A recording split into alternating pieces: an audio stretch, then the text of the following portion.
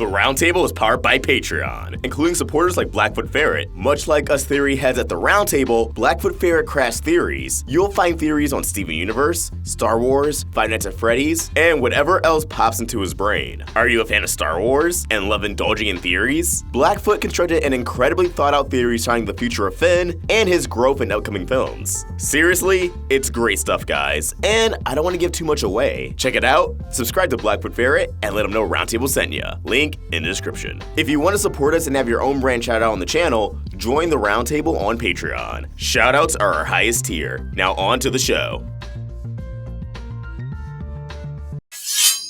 Welcome back to Crystal Clear on the Roundtable. I'm AwestruckVox, and there's something that's been in my mind lately when it comes to Steven Universe. Now, at this point, I believe there's a lot left of the story to tell. It's not going to end anytime soon. Trust me when I say Season 6 is not the end. Anyways, there's still so much they could explore, including an old topic I want to revisit, and that's male fusions. So far in the series, we've only seen Steven fuse with female-coded characters, the Gems, well, at the moment only Amethyst, and Connie. Thus, both of Steven's fusions are feminine. I mean, they have non-binary pronouns, they, them, but you know, they have feminine qualities to them, although I believe Smoky Quartz is a lot more ambiguous, and female voice actors. And as much as I adore Steven Universe, I hope Steven's not relegated to just feminine fusions forever. Simply because that could exclude him from two very cool fusions. A fusion with Lars, and a fusion with Greg. Now, when Steven Universe 1 was revealed, being promoted on the network, a lot of fans quickly held on to the idea of Stars, a fusion between Steven and Lars. We covered this topic, and it made sense for this fusion to happen. I mean, Lars was defenseless, he had no powers.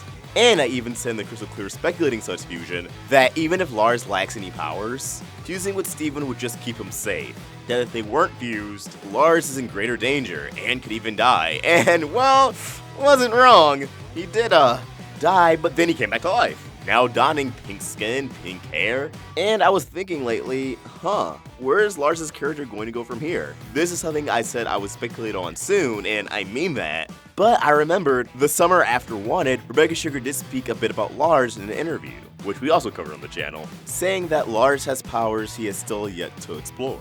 So that's how we know there's more of Lars left in store. Right now they're setting it up for him to just come back to Earth and maybe have an Earth showdown with Emerald, but I believe there's a lot more in store for him. His character arc is not over yet. Lars of the Stars made a point of that.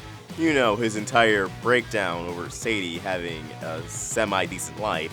He didn't want to be forgotten. So assuming there's more Space Avengers in store for Lars Barriga, I think Stars has more of a reason to happen now more than ever. The more time Lars spends with the off-colors, the more he evades Homeworld, the more his motivation for fighting will become a common agenda with Steven. The more Lars will understand Steven, and the closer the two will grow. And I think, depending on what powers Lars does have that we've yet to explore, I'm still hoping for Bingo Bongo finger guns, but instead of lasers, they're portals, or those sonic waves that Lion emits. And yeah, if they're pushed into a desperate situation, I can totally see the two fusing, and imagine how sick their design would be now compared to when they were stranded on Homeworld. I mean, yeah, now Lars is pink, but he also has that sick pirate costume, and just the thought of the design makes me very excited. But then there's also Greg. He's the other fusion I would love to see between Steven.